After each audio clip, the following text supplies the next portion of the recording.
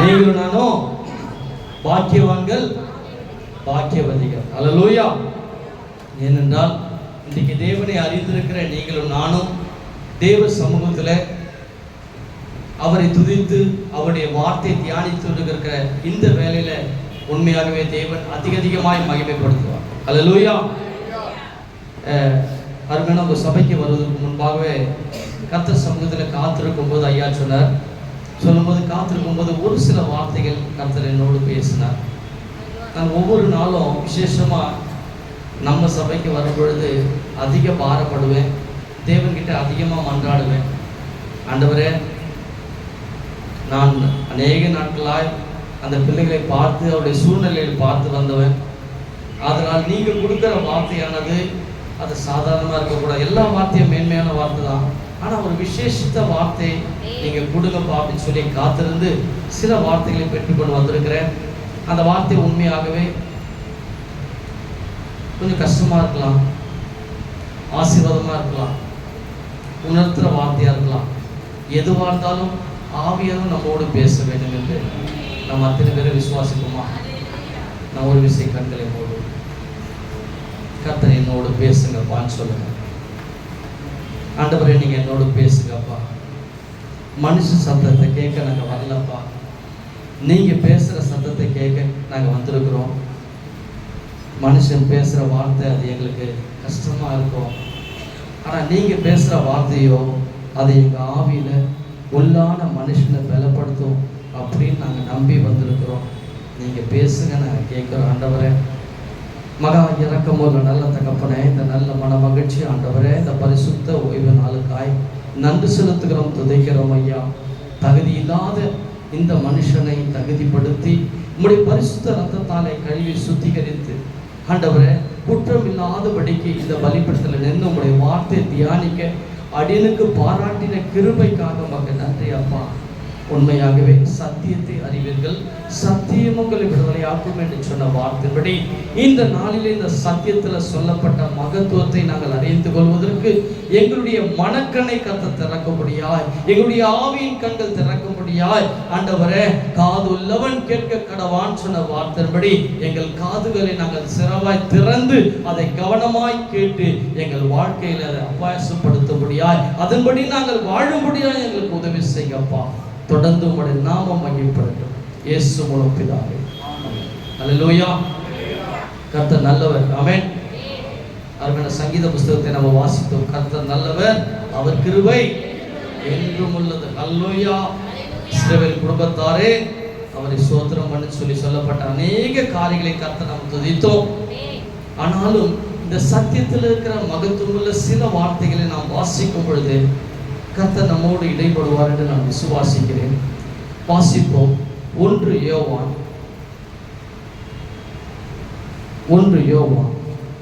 2ஆம் அதிகாரம் 27 வசனத்திலிருந்து 29 வசனம் வாசி. நீங்கள் அவராலே பெற்ற அபிஷேகம் உங்களில் நிலைத்திருக்கிறது. ஒருவரும் உங்களுக்கு போதிக்க வேண்டியதில்லை. அந்த அபிஷேகம் சகலத்தையும் குறித்து உங்களுக்கு போதிக்கிறது. அது சத்தியமாய் இருக்கிறது. பொய்யல்ல. அது உங்களுக்கு போதித்தபடியே அவரில் நிலைத்திருப்பீர்களாக. தொடர்ந்து வாசி. இப்படி இருக்க பிள்ளைகளே, அவர் வெளிப்படும் பொழுது நாம் அவர் வருகையில் அவருக்கு முன்பாக வெட்கப்பட்டு போகாமல் தைரியம் உள்ளவர்களாய் இருக்கும்படி அவரில் நிலைத்திருங்கள். அவர் நீதி உள்ளவராய் இருக்கிறார் என்று உங்களுக்கு தெரிந்திருப்பதினால் நீதியை செய்கிறவன் எவனும் அவரில் பிறந்தவன் என்று அறிந்திருக்கிறீர்கள். ஆமென். ஆமென். ஹல்லேலூயா. ஹல்லேலூயா. இதை வாசிக்கும் போதே நம்ம அறியாம நமக்கு ஒரு பலன் வருதா இல்லை? எத்தனை பேர் விசுவாசிக்கிறீங்க? சத்திய வசனம் எப்பவுமே ஐயா நடத்தும்போது சொன்னால் அவர் அரணான பலனும். ஹல்லேலூயா. அவர் நமக்கு பலனானவர். ஒருவன் அப்பத்தினால் மாத்திரமல்ல, தேவனுடைய வார்த்தையாலே அல்லேலூயா. இன்னைக்கு உண்மையாகவே இந்த வசனங்கள் தாங்க நம்மளை பிழைக்க வச்சுக்கணும்.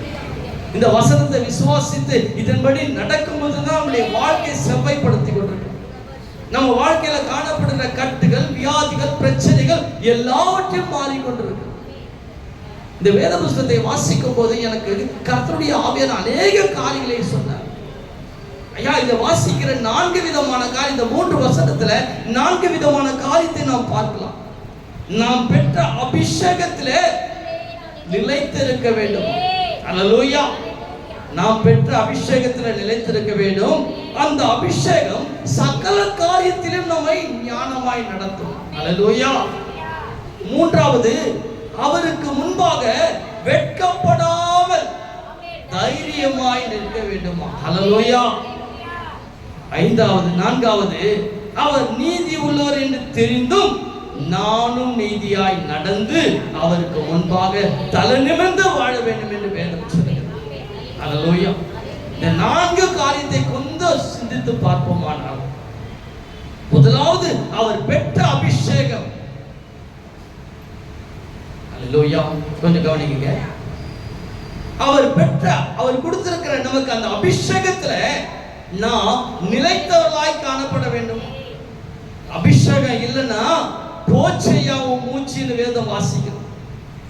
ஒரு மனுஷனுக்கு தேவன் கொடுத்த விலையேற பெற்ற பணம், பொருள், வெள்ளி, வைரம் இதை எல்லாவற்றையும் பார்க்கலாம் அபிஷேகம் பெருசு. எத்தனை பேர் அதை உணர்றீங்களே தெரியல. எத்தனை பேர் பெற்றுக்கொண்டு அது நிமித்தம் எத்தனை பேர் ஆசீர்வதிக்கப்பட்டிருக்கதை நீங்க உணரப்போம். அல்லேலூயா. உண்மையாகவே இந்த சபையை கர்த்தர் அதிகமாய் நேசிக்கிறார். எத்தனை பேர் விசுவாசிக்கிறீங்க? அப்ப வேற சபையை நேசிக்கிறான்னு கேட்கலாம். அல்லேலூயா. ஆனா அதிகமாய் உங்களை நேசிக்கிறார். ஏன் சொல்லுங்க பாப்போம். போன வாரம் நான் வந்து சகோதரி கூட்டத்தில் வரல. அன்னைக்கு நான் வெளியூருக்கு போயிருந்தேன். ஆனா அதுல சொல்லப்பட்ட வார்த்தையை நான் கேட்டேன். எபிராவே என்ன சொல்றாரு? எழுந்து, தூங்கதை விட்டு எழுந்து. அல்லேலூயா.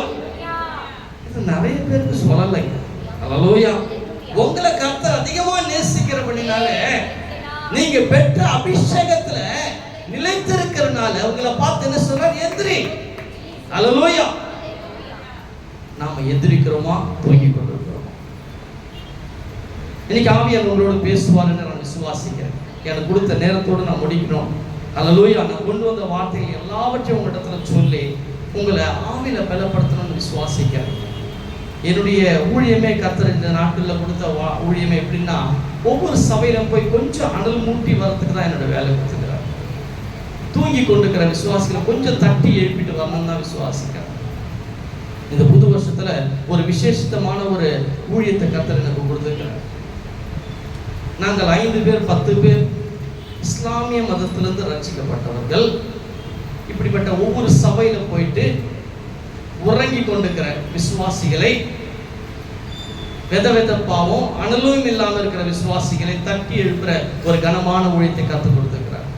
கர்த்தருக்கு சித்தமானால் இந்த சபையிலும் அப்படிப்பட்ட ஒரு வல்லமையான ஒரு இஸ்லாமிய மதத்திலிருந்து ரட்சிக்கப்பட்ட பிள்ளைகளை கொண்டு வர நான் விரும்புவேன். அல்லேலூயா. ஏனென்றால் நாம் இன்னைக்கு அபிஷேகம் பெற்று எப்படிப்பட்டவர்களாய் காணப்பட்டு கொண்டிருக்கிறோம். உங்களுக்கு தெரியும், இஸ்லாமிய மக்களுக்கு தமிழ் வராது. நம்பிக்கை நிம்பிக்கை தான் பேசுவாங்க. எப்படி? ஆனா இஸ்லாம்ல இருந்து ரட்சிக்கப்பட்ட சில சகோதரிங்க, படிப்பறிவு இல்லாத சகோதரிங்க, அவங்க பண்ற ஜபத்தை நீங்க கேட்டீங்கன்னா உண்மையிலே வியப்படுவீங்க. அல்லேலூயா. நான் யோசிக்கிறேன், இன்னும் இந்த அம்மாக்கு உருது பேசுற முஸ்லீமை பார்க்கும்போது நமக்கு நல்லாவே தெரியும். அது மேல சிஸ்டர் மொத்தம் இருக்கிறாங்க இங்க. அல்லேலூயா. ஆனா அப்படிப்பட்ட இது எப்படி பேசுற சாத்தியம் நான் யோசிக்கும் போது அப்பதான் ஆண்டவர் சொல்றார், அவங்க பேசல, என் அபிஷேகம் பேசு. அல்லேலூயா. அவங்க பெற்றுக்கொண்ட அந்த அபிஷேகத்துல அவர்கள் வல்லமையாய் ஞானமாய் பேசிக் கொண்டிருக்கிறார். ஐயா, கொஞ்சம் யோசித்து பாருங்க. தேவன் கொடுத்த உங்களுக்கு எனக்கு கொடுத்துக்கிற அந்த அபிஷேகம் எவ்வளவு மேன்மையானது. ஆனா அந்த அபிஷேகம் எப்படி புதுப்பித்திருக்குது தெரியுமா உங்களுக்கு? அல்லேலூயா. அந்த அபிஷேகம், அவருக்கு முன்பாக நிற்கிற தைரியம், அந்த ஆவியை நம்மளை நடத்துற விதம் எப்படிப்பட்ட காரியம் தெரியுமா? வேத வசனம் அழகாய் சொல்லுது. அதே 1 யோவான் 3ஆம் அதிகாரம் 6ஆம் வசனத்தை வாசிப்போம். பாவம் செய்கிற எவனே ம் நியாய பிரமாணத்தை மீறுகிறான். நியாய பிரமாணத்தை மீறுகிறதே பாவம். அல்லேலூயா. அல்லேலூயா. 3:6.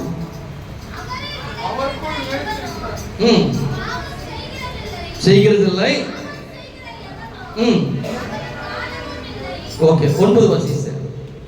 தேவனால் பிறந்த எவனும் பாவம் செய்யான். ஏனெனில் அவருடைய வித்து அவனுக்குள் தரித்திருக்கிறது. தேவனால் பிறந்தபடியினால் அல்லேலூயா. ஐயா, இப்படிப்பட்ட அபிஷேகம் நம்மளை எப்படி புதுப்பிக்குது தெரியுமா? ஒவ்வொரு கிறிஸ்தவர்கள் இயேசு கிறிஸ்துவை ஏற்றுக்கொண்ட பிறகு அவர்களுக்கு உலக பிராணமாய் சொல்ல போனா டயாலிசிஸ் அப்படின்னா என்னங்க? ரத்தம் சுத்திகரிப்பு. அல்லேலூயா. அது இங்கிலீஷ்ல சொல்லுவாங்க டயாலிசிஸ்னுவாங்க. நம்ம பழைய ரத்தத்தை எடுத்து புது ரத்தத்தை, ஏன்னா மனுஷன் நல்லா புதுமையா இருக்கணும், நல்லா பலனா இருக்கணும், ஆரோக்கியமா இருக்கிறதுக்காக. ஆனா ஆண்டவராக இந்த சொல்றாரு, அவருடைய வித்து அவருடைய ரத்தத்தை நம்ம கொடுத்து புது மனுஷனாய், ஒரு பலன் பெற்ற மனுஷனாய், ஒரு அபிஷேகம் பெற்ற மனுஷனாய் நம்மை கர்த்தருக்கு முன்பாக தைரியமாய் நிற்பதற்கு. அல்லேலூயா. அல்லேலூயா. இந்த 4 வார்த்தைகளை நாம் வாசிக்கும் பொழுது உண்மையாகவே நாம் எத்தனை பேர் கரங்களை உயர்த்த முடியும்? நான் கர்த்தருக்கு முன்பாக தைரியமாய் நின்று நான் ஜெபிக்க முடியும். அல்லேலூயா.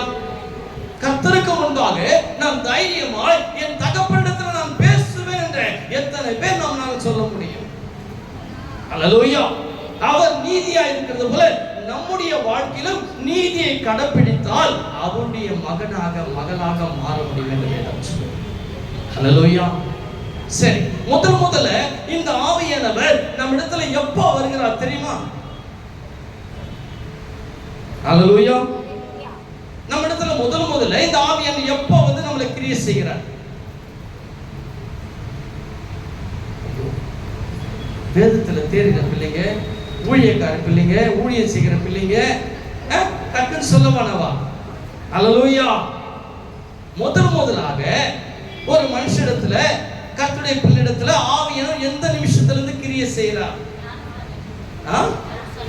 சத்தமா தான் சொல்லுங்களேன். அபிஷேகம் எப்போ பெறுதுன்னு நான் கேட்கிறேன். முதல்ல ஞானஸ்தானம் எடுத்த பிறகு. அல்லேலூயா. கர்த்தருக்குள்ள பிறந்தவனே அந்த அபிஷேகம் நம்மளை நடத்துதுங்க. அதுதான் வாசிச்சோம். அந்த அபிஷேகம் யாரும் நம்மளை போதிக்க வேண்டிய அவசியம் இல்லையா? அந்த ஆவியானவர் நம்ம கூட இருக்கும்போது சகலவற்றையும், வேற இடத்துல சொல்றார், யோவான்ல சொல்றார், இதோ நான் போகிறேன், உங்களுக்கு ஒரு தேற்றவாளனை வைத்து போகிறேன், அவர் பாவத்தை குறித்தும் நீதியை குறித்தும் உங்களை வழி நடத்துவான் வேதம் சொல்றார். அந்த பரிசுத்த ஆவியான் முதல்ல நம்ம இடத்துல வரும்போது நாம் பலன் அடைகிறோம். ஆமென். அல்லேலூயா. அந்த பலன் கடைசி வரைந்தும் இருக்கும். கடைசி வரைந்தும் நிலைத்து நின்று அந்த பலனோடு யுத்தம் செய்வதற்கு நாம் பங்கெடுத்துக் கொள்ள வேண்டும். கொல்லாத உலகத்துல வாழ்றோம், அக்கறம் நிறைந்த உலகத்துல வாழ்றோம், யாரை நம்புறது யாரை நம்ப கூடாதுன்ற ஒரு மோசமான நிலைமையில வாழ்றோம். அல்லேலூயா. சொல்லுவாங்க இருக்குமா, நம்ம கண்ணியே நம்மளால நம்ப முடியல. அல்லேலூயா. நம்ம கிறிஸ்தவர்கள் தான், ஆனா நம்ம கண்ணே நம்மளால நம்ப முடியல. வாசிப்போம். கொலோசியருக்கு எழுதின புத்தகம் 2ஆம் அதிகாரம் 11ஆம் வசனத்தை வாசிப்போம்.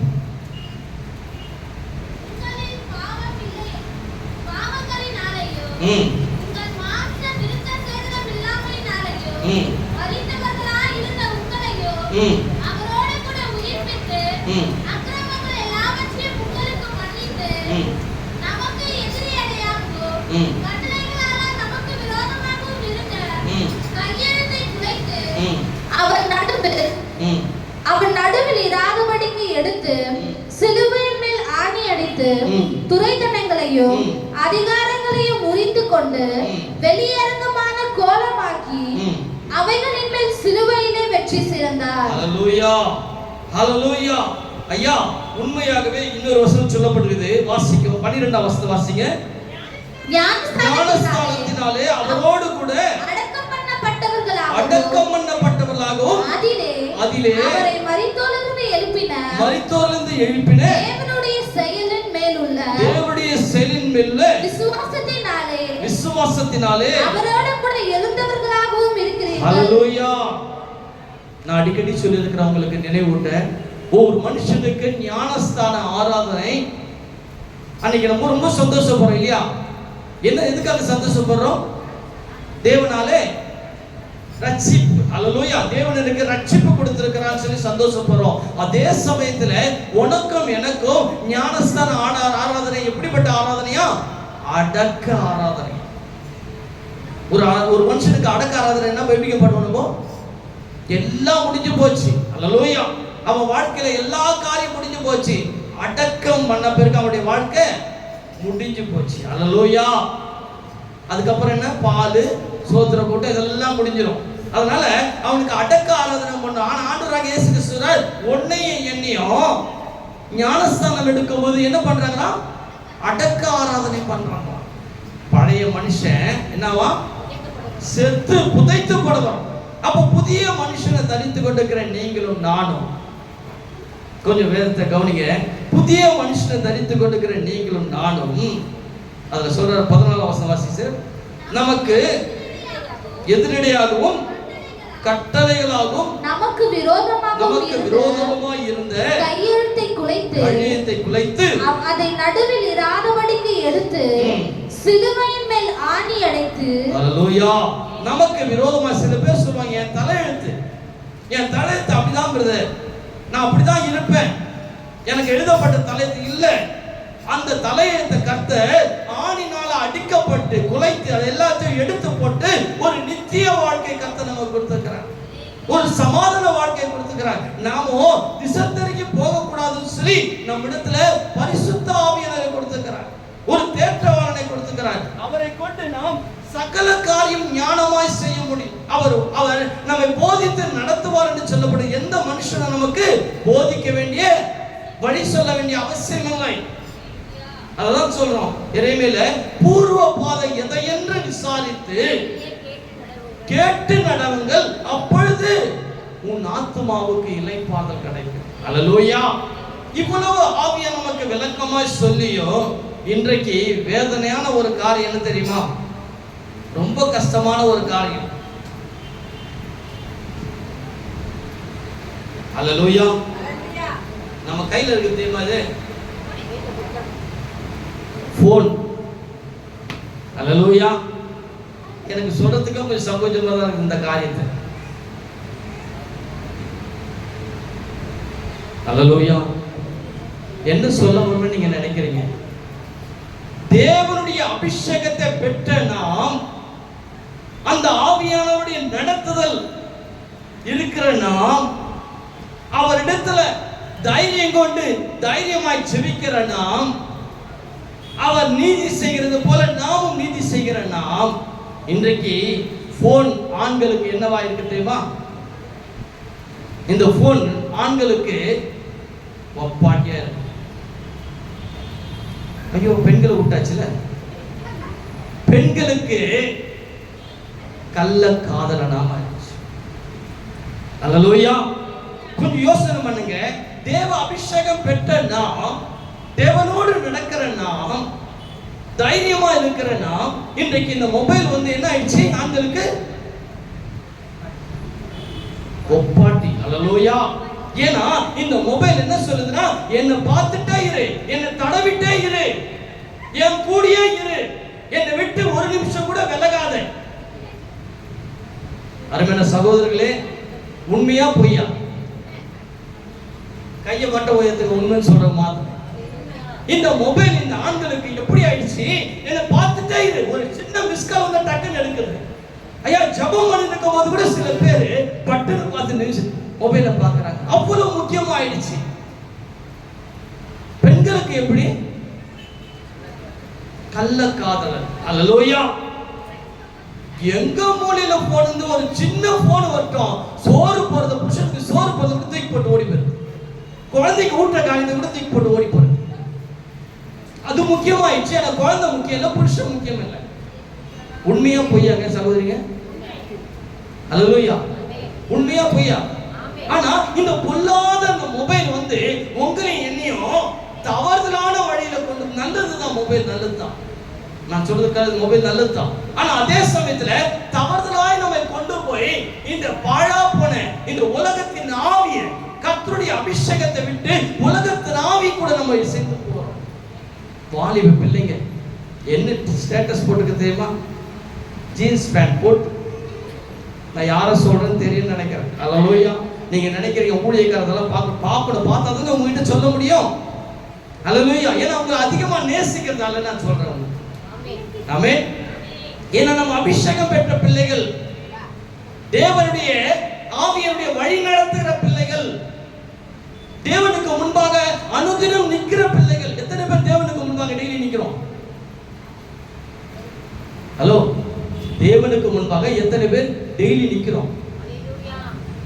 ஒரு பாஸ்டர்மா மட்டும் தான் நிக்கிறாங்கன்னு நினைக்கிறேன். நீங்க எல்லாம் யாரும் நிக்கிறது இல்ல, ஜெபிக்கிறதே இல்லைன்னு நினைக்கிறேன். ஹல்லேலூயா. அதனாலதான் எங்கேருந்தோ ஒரு சிஸ்டர் வந்து உங்களை குலுக்கி எடுத்துட்டு போறாங்க. ஹல்லேலூயா. தேவ ஆவியானவர் வந்து நடத்துறாரு. தேவ ஆவியானவர் வந்து உங்களை ஊண்டுதல் பண்றாரு. நீங்க நடந்தணும், எழும்பணும், நீங்க கர்த்தருடைய கனமான ஊழியத்தை செய்யறதுக்கு நீங்க கிருபை பெற்றுக்கிறீங்கன்னு சொல்லி ஆவியானவர் உங்களை ஊண்டுறாரு.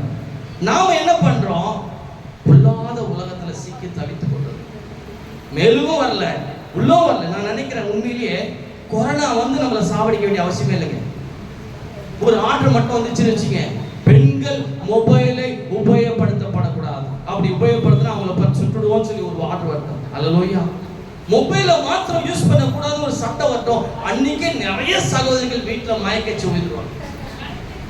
சில பேர் செத்தே போயிடுவாங்க. தம்மா தூண்டு 2 வயசு தான் மொபைல் கேக்குது, 60 வயசு அம்மா கூட மொபைல் இல்லாம அந்த இடுப்புல. போன மாசம் மீன் வாங்க போனேன். அந்த மீன் விற்கிற ஆயா டக்குன்னு மீன் கொடுத்துருக்கிற கையில டக்குன்னு ஒன்று எடுத்துட்டு போயிடுச்சு. ஏய், 4 வவ்வால் எடுத்து கொடு. அல்லேலூயா. நான் நினைச்சேன் இன்னைக்கு மொபைல் பண்ற பாடு எவ்வளவு மோசமான காரியம். ஆனா ஒண்ணு மாத்திரம் தெரிஞ்சுங்க, நீங்களும் நானும் தேவ ரத்தத்தாலே, தேவ வித்தால பறக்கப்பட்டிருக்கிறோம். அல்லேலூயா. அதுக்காக மொபைல் வேண்டாம்னு நான் சொல்ல வரல, மொபைலுக்கு விரோதி இல்லை, நானும் மொபைலை கையில வச்சுக்கிறேன். ஆனா எப்போ எந்த காரியத்துக்கு நம்ம உபயோகப்படுத்துறோம் அந்த காரியத்துக்கு உபயோகப்படுத்தினா போதும். அல்லேலூயா. அல்லேலூயா. ஆனா இந்த வேதம் நம்மை திட்டவட்டமாய் சொல்கிறாரு, நம் தேவ ஆவியோடு நடக்கிறோம் அல்லவா? நமக்கு நல்லா தெரியுது, நம்ம கர்த்தருடைய பிள்ளைகள் என்று நமக்கு நல்லாவே தெரியும். எத்தனை பேர் விசுவாசிக்கிறீங்க? நாம யாரு? கர்த்தருடைய பிள்ளைகள் தான். அவருடைய ஆவியினால நாம் நடத்தப்படணுமா, பொல்லாத உலகத்தால நாம் நடத்தப்படணுமா? யோசனை பண்ணுங்களே. அல்லேலூயா. இன்னைக்கு ஆவி உங்களோடு பேசி கொண்டிருக்கிறான், நான் விசுவாசிக்கிறேன். அதே 1 கொரிந்தியர் 2:14 வாசிங்க.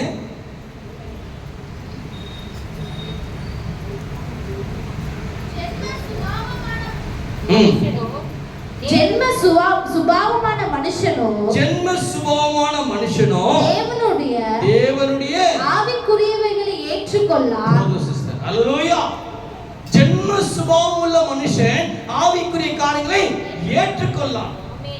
நாம யாருங்க?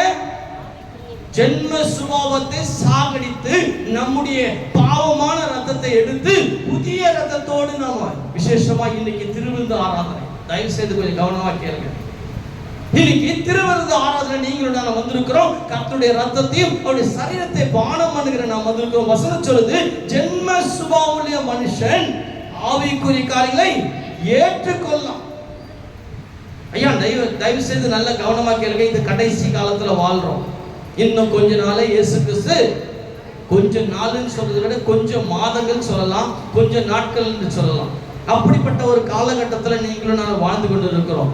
ஐயா, இதை சொல்லி சொல்லி எங்களுக்கு புளிச்சு போச்சியா அப்படின்னு சொல்ற சத்தம் என் காதுல விழுது.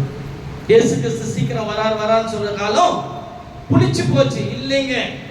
அவர் நம்முடைய வாசல் அருகே வந்து கொண்டிருக்கிறார், கிட்டதான் நிற்கிறார். கண்மூடித்துக்குள்ள கர்த்தருடைய வருகை சீக்கிரத்துல வரப்போகிறது. அதை அறியாத பட்சத்தில் நம்முடைய வாழ்க்கையில நாம என்ன செய்து கொண்டிருக்கிறோம்? ஐயா, அதை மறந்து கொண்டிருக்கிறோம். வாசிப்போம் அதே அதிகாரத்துல 9 வாசிங்க. எழுதியிருக்கிறபடி தேவன் தம்மில் அன்பு கூறுகிறவர்களுக்கு ஆயத்தம் பண்ணினவர்களை கண் காணவும் இல்லை, காது கேட்கவும் இல்லை,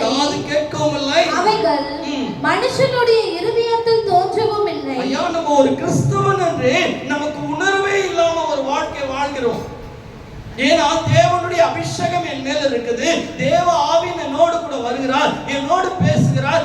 தினம் அதிகாலை நான் அவரோடு பேசுகிறேன். அந்த உணர்வு இல்லாத பட்சத்துல எத்தனை ஆவிகள், எத்தனை பொல்லாத கிரியைகள் உங்களுக்கு தெரியாம உங்க வீட்டை பாதுகாத்து கொண்டிருக்கிறார் தெரியுமா? உங்களுக்கு பரிசுத்த ஆவியர் எத்தனை முறை நீங்க விழுந்து விடாதபடிக்கு உங்களுடைய பாதங்களை அவர் ஏந்தி கொண்டிருக்கிறார் நம்ம அறியாமல் இருக்கிறோம். கண் காணவும் இல்லையா, காது கேட்கவும் இல்லையா, இதயத்தில் அது தோன்றவும் இல்லை. அல்லேலூயா. நாம என்ன தவறு, என்ன சின்ன சின்ன பாவம் செஞ்சாலும் முதல்ல ஒரு இடத்துல கர்த்தர் பேசுவார். அல்லேலூயா. நம்முடைய இருதயத்துல நமக்கு சொல்லப்படும் இதை செய்யாத வசனம் சொல்லி இருதயத்துல தோன்றவே இல்லையா. கர்த்தர் ஆயத்தம் பண்ண காரியங்களை நமக்காக பரலோக ராஜ்யத்துல சிங்காசனத்துல வீற்றிருக்கிறவர் நமக்காக ஆயத்தம் பண்ணிருக்கிற காரியம் நமக்கு தோன்றவே இல்லையா. இருதயத்தின் நிறைவினால் வாய் பேசும். இந்த இருதயத்துல தேவனுடைய வருகைக்கு காத்திருக்கிற பிள்ளைகள், அபிஷேகத்தை பெற்ற பிள்ளைகள் பயத்தோடு நடுக்கத்தோடு வாழ்வார்கள். கர்த்தருக்கு பயப்படுதலே ஞானத்தின் ஆரம்பம். ஞானம் இல்லாத இன்னைக்கு எத்தனையோ குடும்பம் சங்காரமாய் போய் கொண்டிருக்கிறது. தேவ ஞானம் இல்ல, உலக ஞானம் அல்ல, தேவ ஞானம் இல்லாமல். அல்லேலூயா. இன்னைக்கு எத்தனையோ குடும்பத்துல பார்த்து வேதனைப்பட்டு கொண்டு இருக்கிறாங்க. இவங்க எல்லாம் ரட்சிக்கப்பட்ட பிள்ளைகளா? ரட்சிப்பு இல்லாத பிள்ளைகளே ஞானமாய் நடக்கிறாங்களே, ரட்சிக்கப்பட்ட பிள்ளைகள் இவ்வளவு வேதனையாய் நடக்கிறாங்களேன்னு சொல்லி காரணம் என்ன? தேவ பயம் இல்லை. அல்லேலூயா. நீங்களும் நானும் ஆராதிக்கிற இந்த ஆண்டவராக இயேசு கிறிஸ்து சாதாரணமான தெய்வம் அல்லங்க. அல்லேலூயா. இன்னைக்கு நாங்க ஒரு கிளாஸ்க்கு போறோம். அந்த கிளாஸ்ல எங்களுக்கு 3 விதமான பாடங்களை நடத்துறாங்க. இந்து மார்க்கத்தை குறித்து எத்தனை ஆழமான காரியங்களை அந்த கிளாஸ்ல எங்களுக்கு கற்றுக் கொடுக்குறாங்க. இஸ்லாமிய மார்க்கத்துல எந்த ஆழமான காரியங்களை எங்களுக்கு கற்றுக் கொடுக்குறாங்க. வேத புத்தகத்துல இருக்கிற சில ஆழமான அவேர்னஸ், விழிப்புணர்வு கருத்தை சொல்லிக் கொடுக்குறாங்க. ஆனா இதெல்லாம் பார்க்கும்போது நீங்களும் நானும் இந்த இயேசுவின் வழியில நடப்பது எத்தனை ஒரு பெரிய ஆச்சரியமான காரியமா. ஐயா, படித்தவர்கள், ஞானம் உள்ளவர்கள், பணக்காரர்கள் மாத்திரம் தான் ரட்சிக்கப்படணும்ச்சா உங்களை என்னைய கேட்க வேண்டிய அவசியமே இல்லை, தேடி வர வேண்டிய அவசியமே இல்லை. ஆனா விசேஷமாய் நம்மளை போல பேதையா இருக்கிற ஜனங்களை கர்த்தர் தேடி வந்த நோக்கமே ஐயா உண்மையாகவே எங்களை ஆசீர்வதிப்பதற்காக, உன்னதத்துல அவருடைய ராஜ்யத்துல நம்மளை கொண்டு போய் ராஜாத்திகளாக, ராஜாக்களாக மாற்றுவதற்காக தான் நம்மை ஆயத்தம் பண்ணி இருக்கிறார். கொஞ்சம் யோசனை பண்ணுங்களேன். நம்ம தகுதிக்கு சில இடத்துல சில போய் அமரும் போது உண்மையாகவே ரொம்ப வெட்கப்பட்டிருக்கிறாங்க. ஒரு படிப்பில் ஆராதவன், ஒரு தோக்கு வித்தியாசம் தெரியாத ஒரு மனுஷன், ஆனா நம்மளை கொண்டு ஒரு சில இடத்துல கொண்டு போய் உட்கார வைக்கும் போது உண்மையிலே வெட்கமா இருக்குது. அந்த இடத்துல வந்தவங்க அத்தனை பேரும் பெரிய ஆட்களா இருக்கிறாங்க. நாம மட்டும்தான் எல்லா விதத்திலும் தாழ்த்தப்பட்ட மனுஷன் மாதிரி இருக்குது. ஆனாலும் உங்களுக்குள்ள எனக்குள்ள இருக்கிற அந்த அபிஷேகத்தின் ஆவியானவர், அல்லேலூயா, அவர் நம்மை உயர்த்துகிறாருங்க. தாழ்மையுள்ளவனுக்கு கர்த்தர் கிருபை கொடுக்கிறார். அந்த கிருபை இருந்தா போதும் இந்த உலகத்தை உன்னால ஜெயிக்க முடியும். அல்லேலூயா. ஆனா நாம ரட்சிக்கப்பட்டு நீதிமான்களாய் மாறிவிட்டோம். என்ன ஆகாம இருக்கிறோம்? பரிசுத்தமாகாம இருக்கிறோம். அல்லேலூயா. அல்லேலூயா. என் ஆடையால, என்னுடைய தோற்றத்தால, நான் நல்ல பிரசங்கம் பண்றதால, நான் நல்லா பாடுறதால, நான் நல்ல அபிஷேகம் அந்நிய பாஷை பேசுறதால நான் உத்தமன் என்று சொல்ல முடியாது. ஆண்டவர் சொல்றாரு, என்னுடைய கனிகளை பார்த்து சொல்ல முடியும். நம்முடைய கனிகள், அல்லேலூயா, நம்முடைய கனிகள் எப்படிப்பட்ட கனிகளாக இருக்கிறோம்? கலாத்தியர் புத்தகத்தில் அருமையான சொல்லப்பட்ட கனிகளை பத்தி நிறைய காரியங்கள் இருக்குது. அந்த கனியில ஒரு கனியில நாம பூரணப்பட்டிருக்கிறோமா? ஆனா நாம சொல்ற தேவ ஆவியாரை பெற்றிருக்கிறோம். அல்லேலூயா. இந்த வசனம் தானே வாசிக்கிறோம். தேவ ஆவியாரை வாசிங்க ஒரு தடவை. 1 யோவான் 2ஆம் அதிகாரம் 27.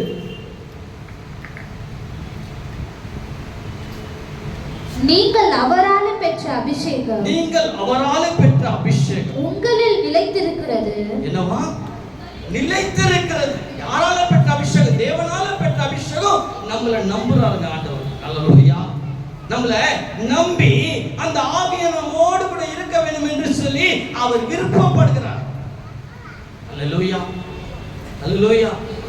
இன்னைக்கு உலகத்துல நிறைய காரியம், மோசமான காரியம் நடக்குது. நிறைய பேர் பெரிய பெரிய ஊழியக்காரர்கள் விழுந்து போற காரியத்தை நாம் பார்த்து கொண்டிருக்கிறோம்.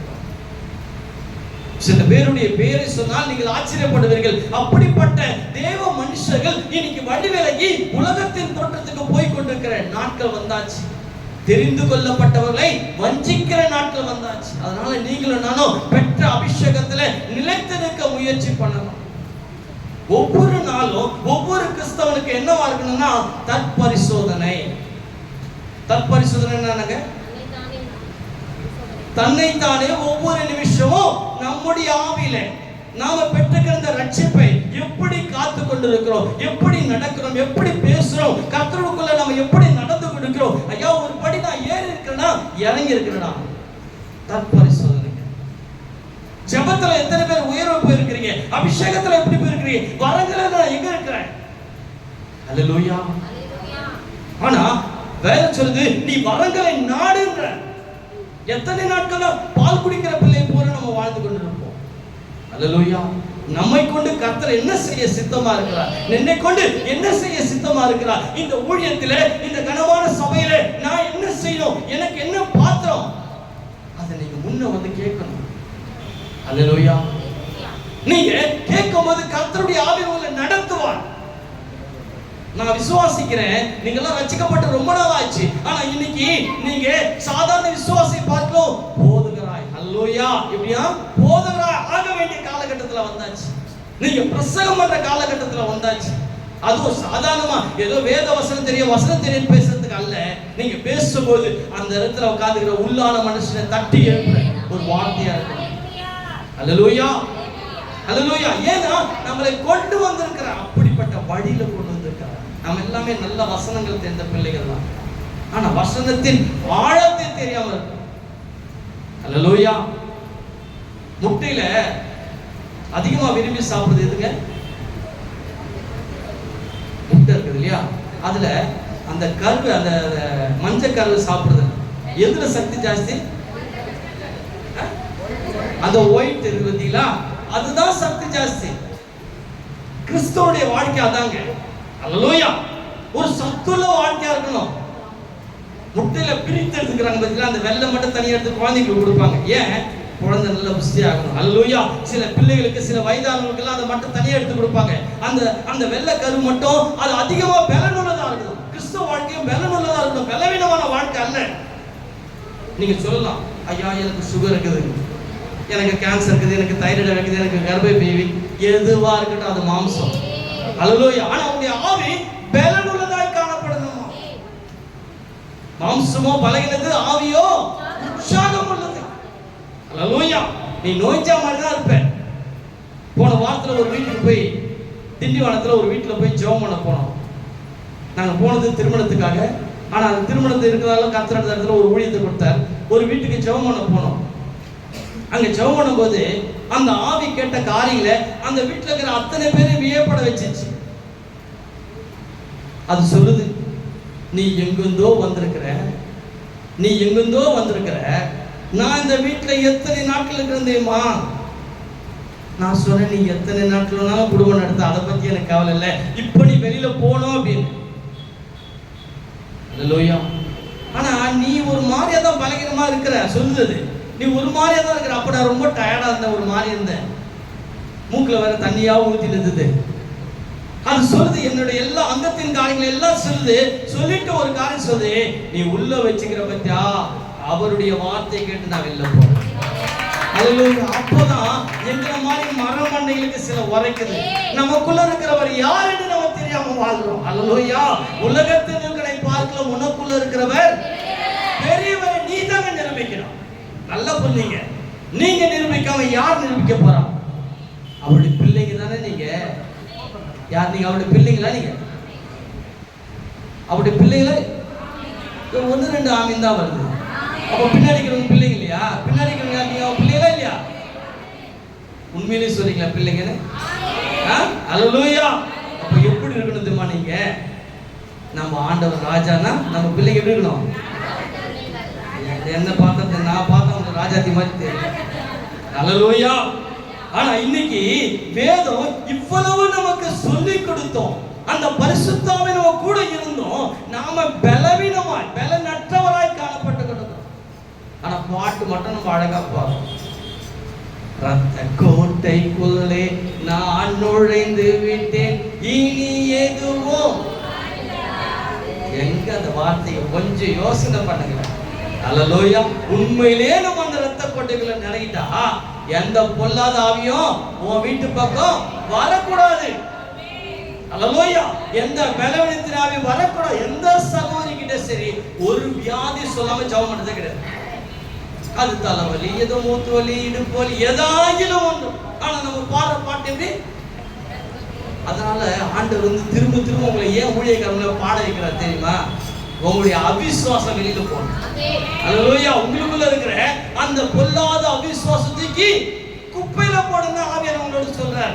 ஆனா நாம என்ன பண்றோம்? ஏதோ தெரிஞ்ச பாட்டு பாடுறோம். இதே நம்ம வழிதான், நம்ம மாறவே மாட்டோம். அல்லேலூயா. வேதம் அழகா சொல்றதுக்கு வாசிங்க. அல்லேலூயா. கர்த்தர் நல்லவர். ஆமென். 1 யோவான் 5ஆம் அதிகாரம் 20ஆம் வசனம் சொல்லுங்க, வாசிங்க. நமக்கு ஆண்டவர் அன்றியோ நாம் சத்தியம் உள்ளவரை அறிந்து கொள்வதற்கு, நாம் சத்தியம் உள்ளவர் என்று அறிந்து கொள்வதற்கு தேவனுடைய குமாரன் வந்து நமக்கு புத்தியை தந்திருக்கிறார் என்று. என்னவாங்க? புத்தியை தந்திருக்கிறார். யாருக்கு? நமக்கு என்ன கொடுத்துக்கிறாரு? புத்தியை கொடுத்து கூட, ஆவியானவர் கூட நடந்து கூட நாம அவருக்கு முன்பாக தைரியமா நிற்க நமக்கு தைரியமா. தயவு செய்து நல்லா கவனிங்க, தயவு செய்து நல்லா கவனிங்க. அல்லேலூயா. நாமோ கர்த்தருக்கு முன்பாக நிற்பதற்கு தைரியம் இல்லை. காரணம், நமக்கு புத்தியை கர்த்தர் கொடுத்திருக்கிறார். புத்தி நேரா இல்ல, புத்தியை நமக்கு கர்த்தர் கொடுத்திருக்கிறார். அல்லேலூயா. சில பேர் சொல்லுவாங்க முட்டாள புத்தி இல்ல அவனுக்கு. அல்லேலூயா. ஆனா நமக்கு கர்த்தருடைய இரத்தத்தால கழுவப்பட்டு அந்த பரிசுத்த ஆவியை கூட வந்து நமக்கு புத்தியை கொடுத்திருக்கிறார். எதை பண்ணணும், எதை பேசணும், எதை பேசக்கூடாதுன்னு சொல்லி அந்த புத்தியை கொடுத்து கூட நாம என்ன பண்ணி கொண்டிருக்கிறோம்? ஹல்லேலூயா. வாசிங்க. நமக்கு புத்தியை தந்திருக்கிறார் என்று அறிவோம். அவருடைய குமாரனாகிய இயேசு கிறிஸ்து என்னப்பட்ட சத்தியம் உள்ளவருக்குள்ளும் இருக்கிறோம். ஹல்லேலூயா. யாருக்குள்ள இருக்கிறங்க? சத்தியத்துள்ள. ஆமென். அதுதான் வேதம் சொல்லுது. யோவான் 8:31-32 சொல்றாரு, சத்தியத்தை அறிந்து கொண்டான். என்னவா? சத்தியத்தை அறிந்து கொண்டால், கர்த்தர் கொடுத்த புத்தி நமக்குள்ள இருந்தால் நாம விடுதலையான ஒரு வாழ்க்கை வாழ முடியும். நாம எப்படி வாழ முடியும்? விடுதலையான ஒரு வாழ்க்கை. சத்தியம் அறிந்து கொள்ளணும். சத்தியத்துக்குள்ள கர்த்தருக்குள்ள நம்ம இருந்தால் மாத்திரமே, அந்த அபிஷேகத்தோடு கூட இருந்தால் மாத்திரமே. ஹல்லேலூயா. அடிக்கடி நான் சொல்றதை தான், காலையில எந்திரிக்கும் போது நம்ம ஜபிக்கும் போது தேவனுக்கு முன்பாக உட்காரும் போது உன்னை நீயே சீர்படுத்தி உட்கார். அந்த 24 மணி நேரத்துல நீ பண்ண பொய், நீ பண்ண பித்தலாட்டம் எல்லாவற்றையும் தூக்கி மூட்டை கட்டிட்டு, ஏசப்பா என்னை மன்னிச்சிருங்க, உங்க முன்னாடி நான் உட்கார்றேன், எனக்கு தைரியத்தை கொடுங்க. ஹல்லேலூயா. ஆனா பிசாசு என்ன பக்கத்துல வந்து உட்கார்ந்து சொல்லுவான், நீ நேத்து கெட்ட வார்த்தை பேசுறல்ல, உன் ஜபத்தை கர்த்தர் கேட்க மாட்டார். நீ போய் பேசுறல்ல, அதனால கர்த்தரும் ஜபத்தை கேட்க மாட்டார். அதுக்காக தான் ஆண்டவர் சொல்றார், நீ முதல்ல அவனை கடிந்து கொண்டு வெளியே போடான்னு சொல்லிட்டு நீ உட்காரு. எத்தனை பேர் அப்படி உட்காருங்க எனக்கு தெரியல. ஆனா நாம சொல்லுறோம், தேவன் கேட்கிறாரோ கேட்கலையே தெரியும். அப்படிதானே? ஹல்லேலூயா. ஆனா கேட்டா நம்மை ஆவியில நடத்துவதற்கு நம்ம பலன் பெற்று இருக்கணுமே. அவருக்கு முன்பாக தைரியமா நிற்க அந்த தைரியத்தின் அபிஷேகம் நமக்கு இருக்கிறோமே. ஏன் இல்லாத பட்சத்துல நாம் வாழ்ந்து கொண்டிருக்கிறோம்? ஹல்லேலூயா. ஹல்லேலூயா. ஏனென்றால் நம்முடைய வாழ்க்கையில நாமோ சரியாய் அவரை புரிந்து கொள்ளவில்லை. அவரை புரிந்து கொண்டோமானால் நிச்சயமாகவே நாம் தைரியமா வாழ முடியும். ஹல்லேலூயா. வாசிப்போம். கொலோசியர் 1ஆம் அதிகாரம் 8ஆம் வசனம் வாசிங்க.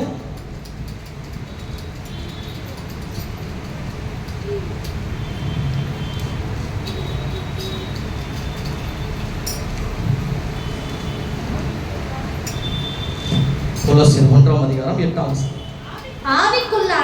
ஆவிக்குள்ளான உங்கள் அன்பையும் அவனே எங்களுக்கு வெளிப்படுத்தினார்.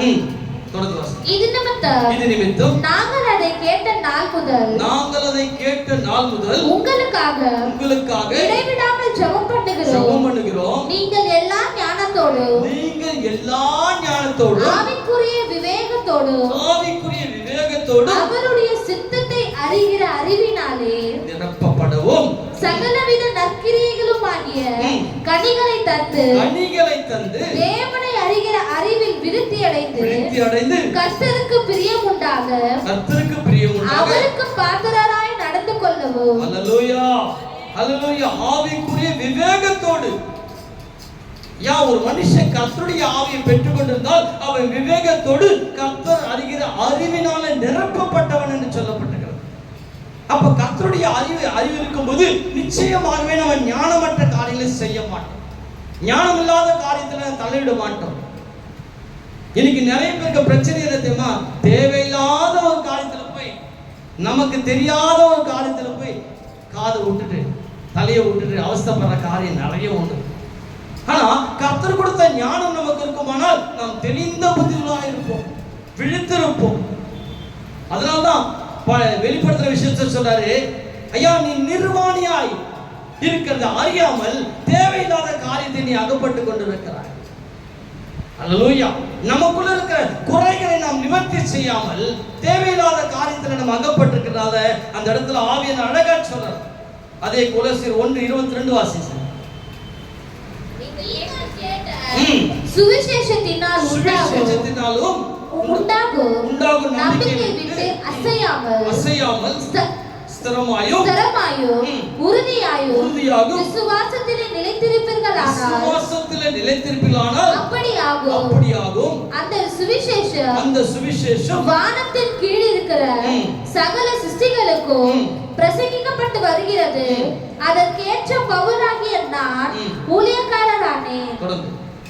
இப்பொழுது நான் உங்கள் நிமித்தம் அனுபவிக்கிற பாடுகளில் சந்தோஷம் அடைந்து கிறிஸ்துவினுடைய உபத்திரவங்களில் குறைவானதை அவருடைய சரீரமாகிய சபைக்காக என் மாம்சத்திலே நிறைவேற்றுகிறேன். அல்லேலூயா, அல்லேலூயா.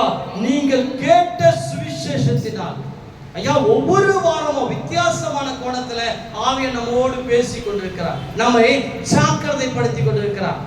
மகளே மகனே, நீ என்னுடைய வார்த்தை கேட்டு ஞானமற்றமாய் நடவாமல். ஐயா தேவனுடைய வார்த்தை ஒரு மனுஷனை சீர்படுத்துங்க, ஸ்திரப்படுத்தும். நல்ல கவனமா கேளுங்க. தேவனுடைய வார்த்தை என்ன பண்ணுமா? சீர்படுத்தும், ஸ்திரப்படுத்தும். ஆனா நம்ம எப்படி வாழ்ந்து கொண்டு இருக்கிறோம்? இல்லைங்க. வேதம் அழகாய் சொல்லுகிறது, வாசிப்போம். கலாத்தியர் புஸ்தகம் எழுதின புஸ்தகம் 3ஆம் அதிகாரம் 1 அதிகாரத்தை வாசிங்க. புத்தி இல்லாத கலாத்தியரே நீங்கள் சத்தியத்திற்கு கீழ்ப்படியாமல் போகத்தக்கதாக. என்னமா சத்தியத்துக்கு இந்த சபையை பார்த்து பவுல் சொல்றார், நீங்க சத்தியத்துக்கு கீழ்ப்படியாமல் போகிறது என்ன? உங்களை மயக்கினவன் யார்? இயேசு கிறிஸ்து சிலுவையில் அறையப்பட்டவராக உங்கள் கண்களுக்கு முன்னே பிரத்யட்சமாய் உங்களுக்குள்ளே வெளிப்படுத்தப்பட்டிருந்தாரே. ஐயா இயேசு கிறிஸ்து சிலுவையில் அறையப்பட்டார் என்று நமக்கு எல்லாமே தெரியும், தெரிஞ்சிருந்தோம். ஒன்றை மாத்திரம் உங்களிடத்தில் அறிய விரும்புகிறேன். நியாய பிரமாணத்தின் கிரியைகளினாலேயோ விசுவாச கேள்வினாலேயோ எதினாலே ஆவியை பெற்றிருக்கிறீர்கள். ஹல்லேலூயா. கொஞ்சம் யோசனை பண்ணுங்க பாப்போம். நியாய பிரமாணத்தின் மாதிரி நாம வாழ்ந்ததும் அல்ல, ஆனா எதினாலே அவருடைய ஆவியை பெற்றுக் கொண்டிருக்கிறோம். தேவ ஆவியை பெற்றிருக்கிறது அவருடைய ஈவு, தேவன் நமக்கு கொடுத்துக்கிற ஒரு கிருபை. ஆனா அந்த ஆவியை நாம் துக்கப்படுத்தாதபடிக்கு நம்மை வழி நடத்தும் போது அவருடைய வார்த்தை கேட்டும் கேளாமல், அதுதான் ஒரு பழம் இருக்குது, தூங்குற மாதிரி. நாம எந்த ரகம்? நல்லா புரிஞ்சுங்க. ரசத்தை இயேசுவை ஏற்றுக்கொண்டு இருக்கிறோம், அவருடைய ஆவியை பெற்று இருக்கிறோம், அவர் நீதின்படி நம்ம நடக்கிறோம், எல்லாம் செய்யறோம். அதனாலதான் பார்த்த 1 யோவான் 2ஆம் அதிகாரத்துல எல்லாம் செய்யற நமக்கு, ஆனா ஆவியனுடைய வார்த்தை நம்ம கேட்கறது கிடையாது. ஹல்லேலூயா. நான் விசுவாசமா சொல்றேன். முதல்ல நம்ம ரோட்ல நடந்தும் போது நான் விசுவாசமா சொன்னேன், நம்முடைய விசுவாசத்துல நமக்கு ஒரு நல்ல இடம் கிடைக்கும்னு சொன்னேன், கிடைச்சாச்சு. ஆனா இப்போ நான் விசுவாசமா சொல்றேன், சீக்கிரத்துல நம்ம சொந்த இடம் வாங்கலாம். எத்தனை பேர் முகம் ஆடுது தெரியுமா? ஹல்லேலூயா. ஏங்க அந்த அற்ப விசுவாசம் உங்களுக்கு? ஹல்லேலூயா. தூக்கி போட்டு நாங்க வாங்குவோம்னு சொல்லி கலந்து தட்டுங்களேன். ஹல்லேலூயா. இவ்வளவு கொண்டு வந்து அதை செய்ய மாட்டாரா? சொல்லுங்க பாப்போம். நம்ம ஆண்டவர் வானத்தையும் பூமியும் உண்டாக்குனவர். நம்ம ஆண்டவர் நான் ஒரு சாட்சி சொல்ல முடியும். ஹல்லேலூயா. துபாய் தேசத்துல நான் ஆலயத்தை நடத்தும் போது எனக்கு ஒரு அற்ப ஆசை. ஒரு பிள்ளையை ஞானஸ்தானம் கொடுக்கணும்னா ஒரு சபையில ரொம்ப மறைஞ்சி சீக்கிரட்டா தான் ஞானஸ்தானம் கொடுக்கணும். இங்க மாதிரி வெளியரங்கமா கொடுக்க முடியாது. அப்படி கொடுக்கும்போது ஒரு ஆளுக்கு அந்த பாஸ்டர் எவ்வளவு வாங்குவாரு? 5000 ரூபாய் வாங்குவார். என் சபையில 8 பேர் ஞானஸ்தானம் கொடுக்கணும். ஆனா அங்க ஆராதிக்கிறதே அண்டர் கிரவுண்ட்ல தானே அங்க ஆராதிக்கிறோம், வெளிப்பரமா ஆராதிக்கிறது கிடையாது. எனக்கு ஒரு அல்ப ஆசை.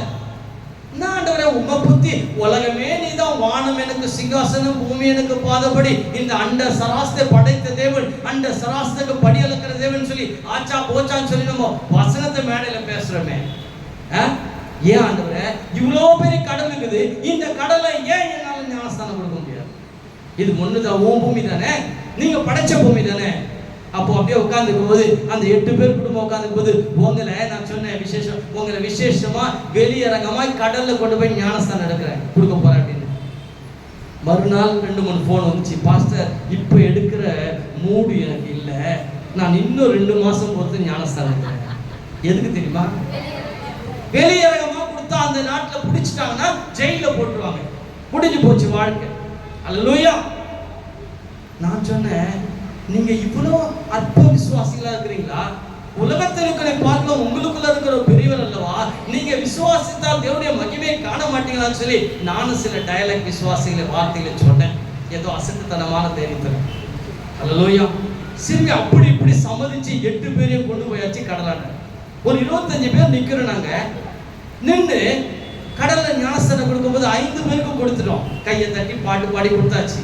6வது நபரை கொடுக்கும்போது திபுன்னு சொல்லி போலீஸ்காரங்க என்ன வரவரன்னு வச்சுன்னு போய் 4-5 அடி அடிச்சு, அதில் போலீஸ்காரர் சொல்லி நீ என்னடா ஜாதி மாத்திர அதை மாத்திர என்னென்னமோ சொல்லி பேசும்போது நான் சொன்னேன், என்னை அடிக்கிறது நிப்பாட்டுங்க அப்படின்னு. எங்க விசுவாசிகள் எல்லாரும் பயம் வந்துச்சு. அத்தனை பேரை பிடிக்கிறதுக்கு எல்லாருமே கையை பிடிச்சிட்டு, பெண்களுக்கும் எல்லாரையும் கையை பிடிச்சிட்டு வாங்க ஜீப்ல ஏத்துறோம்னு சொல்லி இப்போ ட்ரை பண்ணியாச்சு. எல்லாரும் அப்பயே சொன்னாங்க, பாஸ்டர் நாங்கள் சொன்னோம் நீங்க கேட்கல, உங்களுடைய வீணா விசுவாசத்துல இது மாதிரி பண்ணிட்டீங்க, இப்போ நம்ம எல்லாம் ஜெயிலுக்கு போகணும் அப்படின்னு. நான் சொன்னேன், இருங்க சும்மாருங்க அப்படின்னு சொல்லிட்டு அந்த அடிக்கிற போலீஸ்காரனை பார்த்து நான் ஒரு வார்த்தை சொன்னேன், ஏயா நீயும் முஸ்லீம் நானும் முஸ்லீம் தான், என் ஐடி கார்டு எடுத்து காட்டினேன், என் பேர் சையது போட்டு சொல்லும்போது நான் சொன்னேன், நம்ம எல்லாம் புண்ணியத்தை தேடும் நான் வருதா அப்படின்னு. ஆமா நீ என்ன வேலைக்காரனாய் அப்படின்னு சொல்லி என்னை பற்றி திட்டான். நான் சொன்னேன், நம்ம எல்லாம் புண்ணியத்தை தேடுறவங்க 5 வேளை தொழுதுன்னா நமக்கு புண்ணியம் கிடைக்கும். இந்த காரியத்தை புண்ணியமா தான் நான் செஞ்சிருக்கிறேன். என்னது அப்படின்னு கேட்டான். இந்த கடல்ல 3 முறை முக்கிய விட்டா எல்லா வியாதி சுகமாகும் அப்படின்னு சொன்ன உடனே அவனுக்கு ஒரு பெரிய, அப்போ இவனுக்கு வியாதி சுகமாச்சுன்னா இவன் யாரோ ஒருத்தர், ஆனா வியாதி சுகமாட்டா உன்னுடைய நாட்டு பெருமையாச்சு, நம்ம ஆராதிக்கிற அல்லாவுடைய பெருமையாச்சு சொல்லும் போது அவனுக்கு ஒரே சந்தோஷம். அந்த ட்ரிபிள் சார்காரன் என்ன பண்ணிட்டான், அவன் பாக்கிட்டது ஒரு விசிட்டிங் கார்டு கையில கொடுத்துட்டு, இனிமேல் ஒரு நாளைக்கு எத்தனை பேர் வேணாலும் கொண்டு வந்து நோக்கு நான் பார்த்துக்கிறேன். அப்போதான் எங்க விசுவாசிகளுக்கு மூச்சே வந்தது. எதுக்கு இந்த கதை சொல்ல தெரியுமா? தேவனால கூடாத உனக்குள்ள விசுவாசம் இருந்தா அடுத்த மாசம் ஐயா தேடி வந்து யாரோ ஒருத்தர் இந்த இடத்தை எடுத்துக்கொள்ளுன்னு சொல்லி சொல்ல முடியும். நம்ம ஆண்டவரால முடியாத காரணம் ஒண்ணுமே இல்லைங்க. அல்லேலூயா. நான் ஒரு பழைய வண்டியை வச்சு ஓட்டிட்டு இருந்தேன். சின்ன சாட்சி சொல்றேன் உங்களுக்கு. பழைய வண்டி வச்சு ரொம்ப அப்பப்போ ரிப்பேர் வரும். என்னையா அல்லேலூயா, அவர் என் வண்டியில் உட்காந்துக்கிறார், அதனால சொல்றேன். நான் ஆண்டவர்கிட்ட கேட்டேன், என்ன ஆண்டவரே நான் மானவ ஊழியத்தை செய்கிறேன், எனக்கு ஒரு நல்ல வண்டியை கொடுங்க அப்படின்னு கேட்டேன். ஆண்டவர் ஒரு மனுஷனுக்கு ஒரு பெரிய காரியத்திலிருந்து, ஆபத்திலிருந்து, கஷ்டத்திலிருந்து விடுதலை கொடுத்தார். அவர் எனக்கு வாங்கி கொடுத்த வண்டி எப்படிமா 1,12,000 ரூபாய். அல்லேலூயா. புது வண்டி வாங்கி கொடுத்து போயிட்டார். அல்லேலூயா. நம்ம ஆண்டவர் நமக்கு உதவி செய்து லேசான காரியங்க. நீங்க நினைக்கிற மாதிரி ஒரு கொஞ்சம் கொஞ்சம் கொடுக்கிறவர் அல்ல, கிள்ளி கொடுக்கிறவர் அல்ல, அவர் அள்ளி கொடுக்கிற தேவன். அள்ளி கொடுக்கிற தேவன். நீ விசுவாசிக்கணும். நீ என் வாழ்க்கையில ஒண்ணே நடக்காது, என் புருஷனுக்கு இந்த வேலை தான் அப்படின்னு நீ நினைச்சினா அப்படிதான் இருப்பேன். உன் விசுவாசத்தின்படி உனக்கு ஆக கடவுள். நம்ம விசுவாசம் அப்படியெல்லாம் இல்ல, கடலை தாண்டி போற மாதிரி. அல்லேலூயா. கடலை தாண்டி போற மாதிரி விசுவாசம் இருக்கணும். திடீர்னு முன்னாடி ஃபோன் பண்ணி திருநெல்வேலியில ஒரு பெரிய காரியங்களில ஒரு சபையில அழைப்பு கொடுத்தாங்க. ஆனா அந்த இடத்துல இப்ப நாங்க அடுத்த வாரம் போக போறோம். அந்த இடத்துல மோசமான இடமா, அந்த இடத்துல ஊழிய செஞ்சவே அடி வாங்காம வர மாட்டோமா. நான் சொன்ன வார்த்தை என்னதுமா, நாங்க வந்தா எவன் கட்டு கம்பு எடுக்கிறானோ அவெல்லாம் வந்து அந்த இடத்துல வந்து உட்கார்ந்து ஆராதனை. ஹல்லேலூயா. ஏன்னா நம்ம ஆராதிக்கிற ஆண்டவர் பெரியவர், அவரால் கூடாத காரியம் ஒண்ணுமே இல்லை. நீயே நான் விசுவாசிக்கணும். ஆனா இன்னைக்கு எப்படிதமா சத்தியம் போய் கொண்டிருக்கிறது வாசிப்போம். ஏசாயா புஸ்தகம் 59ஆம் அதிகாரம். இன்னைக்கு சத்தியம் எப்படி மாறி போய் கொடுக்குது பாருங்க. 15ஆம் வசனத்தை வாசிப்போம். என்னவா? சத்தியம் தள்ளுபடி ஆயிற்று. என்ன ஆயிடுச்சு? தள்ளுபடி ஆயிற்று. இது இந்த வசனத்தை படிச்சிருக்கீங்களா நீங்க? சத்தியம் தள்ளுபடி ஆயிற்று. இத நான் சொல்லலங்க, நான் சொல்லல, சத்திய ஆண்டவர் எழுதி வச்சிருக்கிறார். சத்தியம் என்ன ஆயிடுச்சா? இன்னைக்கு அப்படிதான் ஆகி கொண்டு போய் கொண்டிருக்குது. நமக்கு ஏற்ற ஒரு வார்த்தை, நமக்கு ஏற்ற ஒரு வார்த்தை. ஐயா உங்களுக்கு நான் ஆசீர்வாதம் சொல்றதுக்கு நிறைய வசனம் இந்த பைபிள்ல இருக்குது. நான் ஆவியானவர்கிட்ட கேட்டு, ஆண்டவரே என் ஜனங்களை ஆசீர்வாதத்தை சொல்ல மாத்திரம் எனக்கு கட்டளையிடுங்கன்னு சொல்லி பல முறை நான் கேட்டு கூட எனக்கு அப்படிப்பட்ட வார்த்தையை கர்த்தர் கொடுக்கல. ஐயா அவருடைய கண்களை திறக்கிற மாதிரி வார்த்தையை சொல்லு, என் பிள்ளைங்க விழப்படத்தக்கதானே, கண்களை திறந்ததானே, அந்த கலிக்க போடத்தக்கதான வார்த்தையை நீ சொல்லுன்னு சொல்றேன். என்ன சொல்ற வசனம் வாசிங்க சார். சத்தியம் தள்ளுபடி ஆயிற்று. சத்தியம் தள்ளுபடி ஆயிற்று. பொல்லாப்பை விட்டு விலகுகிறவர், பொல்லாப்பை விட்டு விலகுகிறவர் கொள்ளையாகிறார், கொள்ளையாகிறார். இதை கர்த்தர் பார்த்து, இதை கர்த்தர் பார்த்து நியாயமில்லை என்று, நியாயமில்லை என்று விசனமுள்ளவரானார். ஹல்லேலூயா. கரம் இந்த கரங்களை தட்டி கர்த்தரை நாமத்தை மகிமைப்படுத்துமா. ஐயா இப்படிப்பட்ட ஒரு வார்த்தை என் தேவன் எழுதி வைத்தார் ஏற்கனவே. இன்னைக்கு சத்தியம் இல்லைங்க. இன்னைக்கு நிறைய சபைகள் இல்ல, பெரிய பெரிய சபைகள் இல்ல, 1000 2000 இருக்கிற சபையில சத்தியம் இல்லை. ஆனா இன்னைக்கு நீங்க பாக்கியவான் என்று நான் விசுவாசிக்கிறேன். நீங்க பாக்கியவதி என்று நான் விசுவாசிக்கிறேன். ஏன்னா உங்களை கொண்டு கர்த்தர் நீங்க கண்களை திறக்கணும், எழும்பி பிரகாசிக்கணும், எழும்பி அவருடைய கனமான ஊழியத்தை செய்யணும்னு சொல்லி இப்படிப்பட்ட தெளிவான வார்த்தையில் உங்களோடு பேசுறேன். நீங்க பாக்குறீங்க இல்லையா, இன்னைக்கு உலகத்துல அநேக சபைகளில சத்தியம் இல்லை. சத்தியத்தை பத்தி சொல்லுகிற ஊழியக்காரர்கள் குறைவா இருக்கிறாங்க. வாசிங்க சார். அதுக்கு முன்பாக 14 வசனம் வாசிங்க. நியாயம் பின்னிட்டு அகன்றது, நியாயம் பின்னிட்டு அகன்றது, நீதி தூரமாய் நின்றது, நீதி தூரமாய் நின்றது, சத்தியம் வீதியிலே இடறி. ஐயோ கர்த்தாவே, சத்தியம் வீதியிலே இடறி. இன்னைக்கு எத்தனை கிறிஸ்தவர்கள், சத்தியத்தை அறிந்திருக்கிற கிறிஸ்தவர்கள் இடறிக் கொண்டிருக்கிறார்கள், இடறிக் கொண்டிருக்கிறார்கள். நம்ம உங்களுக்கு எனக்கு நன்றாக தெரியும், ஒரு நல்ல ஒரு பாடகன், ஒரு கர்த்தருடைய ஆவியில நிரம்பி அநேக வெளிப்பாடு பெற்று சிறு வயதிலே நல்ல கர்த்தருடைய வார்த்தைகளை பாடி புகழ்ந்தவன் இன்னைக்கு வீதியில இடறி கொண்டிருக்கிறார். யாரை சொல்றேன்னு சொல்லி உங்களுக்கு நல்லாவே தெரியும். ஹல்லேலூயா. நீங்களும் நானும் வாய் நிறைய அந்த பாடலை பாடி பாடி மகிழ்ந்த ஒரு தேவ மனுஷன் இன்னைக்கு வீதியில இடறி கொண்டிருக்கிறார். யார் தெரியுமா? ஜான் ஜெபராஜ். ஹல்லேலூயா. இன்னைக்கு அவர் அவ்வளவு அழகான தேவ சத்தத்தை கேட்டு ஆவியானவர் கூட நடந்த ஒரு மனுஷன். ஆனா இன்னைக்கு வீதியில இடறி கொண்டிருக்கிறார். ஹல்லேலூயா. காரணம் என்ன? அந்த ஆவியானவர் அவருக்குள்ள இருக்கிறதை அறியாமல். நான் ஒவ்வொரு நாளும் தேவனுக்கு முன்பாக தைரியமாய் நின்ற ஒரு மனுஷனாய் ஒரு காலத்துல இருந்தான். ஆனா என்னைக்கு மேட்டிமையான ஒரு காரியம் அவனுக்குள்ள புகுந்ததோ இடறி விழுந்தாச்சு. ரொம்ப வேதனை, ரொம்ப கஷ்டம். அவனும் ஒரு இஸ்லாமிய குடும்பத்தை சேர்ந்த மனுஷன். எங்களுக்கெல்லாம் ரொம்ப வேதனை, வருத்தம். ஹல்லேலூயா. ஏனென்றால் புற ஜாதியிலிருந்து கர்த்தர் அழைத்த நோக்கம் வேற. நீங்களும் நானும் இன்னைக்கு புற ஜாதியிலிருந்து கர்த்தரை ஏற்றுக்கொண்டு தேவனுடைய கனமான ஊழியத்தை செய்வதற்கு அழைத்திருக்கிறார். ஆனால் நாமோ உறங்கி கொண்டிருக்கிறோம். தெபிராலே எழுந்து. ஹல்லேலூயா. ரொம்ப அருமையா சொன்னாங்க அந்த மெசேஜ்ல. ஹல்லேலூயா. நம்ம அதை கேட்டு ஒரு விழிப்புணர்வு நமக்கு வரணுங்க. அதே போல இந்த இடத்துல ஒவ்வொரு வாரமும் பேசுற தாசர்கள் நம்ம ஊக்குவிக்கிற தாசர்களாய் இருக்கிறார்கள்.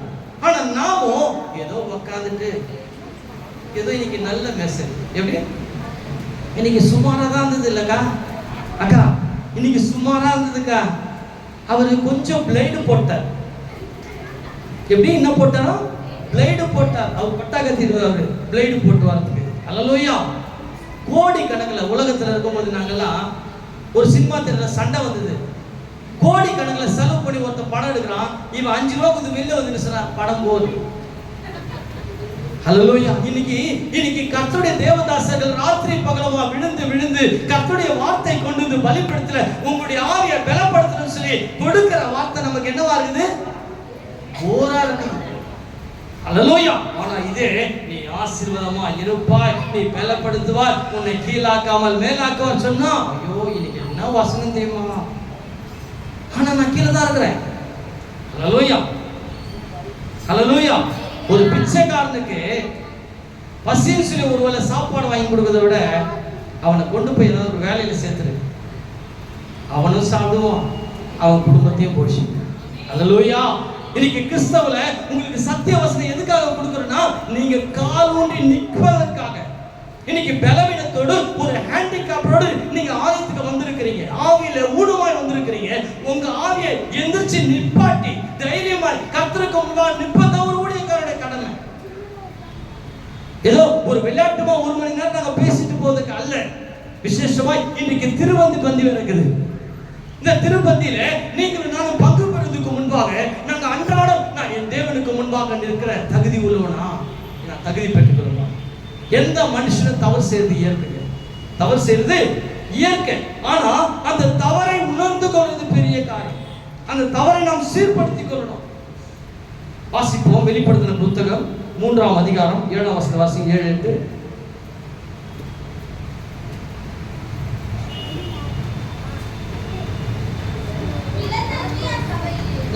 தூதனுக்கு நீ எழுத வேண்டியது என்னவெனில், நீ எழுத வேண்டியது என்னவெனில், பரிசுத்தம் உள்ளவரோ சத்தியம் உள்ளவரோ தாவீதின் திறவுகோலை உடையவரோ ஒருவரும் பூட்டக்கூடாதபடிக்கு திறக்கவும் ஒருவரும் திறக்கக்கூடாதபடிக்கு பூட்டுகிறவருமாய் இருக்கிறவர் சொல்லுகிறதாவது கிரியைகளை அறிந்திருக்கிறேன். உனக்கு கொஞ்சம் பலன் இருந்தும் நீ என் நாமத்தை மறுதலியாமல் என் ஆவியானவரை என் வசனத்தை கைக்கொண்டபடியினாலே இதோ திறந்த வாசலை உனக்கு முன்பாக வைத்திருக்கிறேன். அதை ஒருவனும் பூட்ட மாட்டான். அல்லேலூயா. அல்லேலூயா. ஐயா, ரட்சிக்கப்பட்ட பிறகு இத்தனை ஆண்டுகள் தேவ சமூகத்தில் நீங்க கற்றுக்கொண்டது போதும், உபத்திரப்பட்டது போதும், வேதனைப்பட்டது போதும், மற்றவர்களால் நிந்திக்கப்பட்டது போதும். உங்களுக்கு முன்பாக ஒரு திறந்த வாசலை வைத்திருக்கிற ஆவின் கண்களோடு நீங்க பார்ப்பீர்களானால் அதை நம்ம பார்க்கிறதுக்கு நமக்கு தெரியலங்க. ஏன்னா ஆவியானவரோடு கூட நான் நடக்கிறேன். அவருக்கு முன்பாக நான் ஜெபிக்கும் போது அவர் என்ன பார்க்கிறார் என்ற உணர்வு இல்லை. ஏன்? நான் நீதியை தவறி நான் வாழ்றேன், தேவன் சொல்லப்பட்ட கட்டளைகளுக்கு மீறி நான் நடக்கிறேன். ஆதலால அந்த திறந்த வாசலை என் கண்களுக்கு தெரியலைங்க. ஐயா, உனக்கு கொஞ்சம் பலனுக்கு தான், கொஞ்சம் பலனுக்கு தான் நான் அறிந்திருக்கிறேன். அந்த கொஞ்சம் பலத்தோடு நீ போ, உனக்கு நான் திறந்த வாசலை வைத்திருக்கிறேன். எத்தனை பேர் இந்த திறந்த வாசலை பார்க்கிறீங்களோ எனக்கு தெரியாது.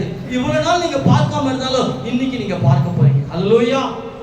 காரணம், நீங்க உணரணும், பரிசுத்த ஆவியின் என்னோடு கூட இருக்கிறார்.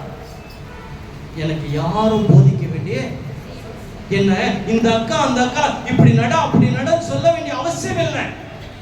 என்னுடைய ஆவிக்குரிய தகப்பன் சொல்லுகிற வார்த்தைப்படி நான் நடந்து இந்த சத்திய வசனத்தை இதை கைக்கொள்வதானால் அந்த திறந்த வாசல் எனக்கு முன்பாக இருக்கிறது. அது ஒருவனும் புரிய முடியாதாங்க. எனக்கு ஏங்க இந்த வார்த்தை கேட்கிற ஜனங்க நீங்களும் நானும், ஆனா நம்முடைய வாழ்க்கையில ஏமாற்றங்கள், நம்முடைய வாழ்க்கையில தோல்விகள், நம்முடைய வாழ்க்கையில விரக்தி, காரணம் என்ன? அந்த ஆவியா நம்ம கூட இல்லையா? அந்த ஆவியானவர் சொல்ல வார்த்தை நம்ம கேட்கலையா? யோசனை, நம்ம மணிக்கணக்கில் ஜெபிக்கிற பிள்ளைகள் 1 மணி நேரம் 2 மணி நேரம் தான் முழங்கால விட்டு நம்ம வெளியில வரதே கிடையாது. எத்தனை பேர் என்ன பண்றீங்க? யாருமே இல்லையா? சோத்திரம். அல்லேலூயா. 1 மணி நேரம் 2 மணி நேரம் முழங்கால நின்று நம்ம ஜெபிக்கிற பிள்ளைங்க சபையில யாரும் இல்லையா? சோத்திரம். அல்லேலூயா. தயவு செய்து நீங்க கூடுமான அளவு தேவ சமூகத்தில் உட்காருங்க. தேவ ஆவியான சொன்னதை கேளுங்க. முதல்ல உங்களுக்குன்னு ஒரு திட்டம், உங்களுக்குன்னு கர்த்தர் ஒரு வழியை வச்சுக்கிறார். அந்த வழியை முதல்ல கேட்டு தெரிந்து கொண்டால் மாத்திரம் தாங்க நம்ம வாழ்க்கையில ஆவிக்குரிய ஜீவிதத்துல உயரம். பல ஆயிரம் 10 வருஷம் நாம நல்ல நல்ல வார்த்தைகளை கேட்டு கூட நம்ம திரி எரியலன்னு வச்சுங்களேன், அது பிரயோஜனப்படாது. ஹல்லேலூயா, ஹல்லேலூயா. அந்த திரியை கொளுத்தி அது மேல கேண்டில் போட்டு மூட வேண்டிய சூழல். அப்படிதான் இருக்கிறோம் இன்னைக்கு கிறிஸ்தவங்களாம். பிரகாசிக்கிற அந்த ஒளி எல்லாரும் நம்மளால பிரகாசிக்க முடியல. காரணம் என்ன?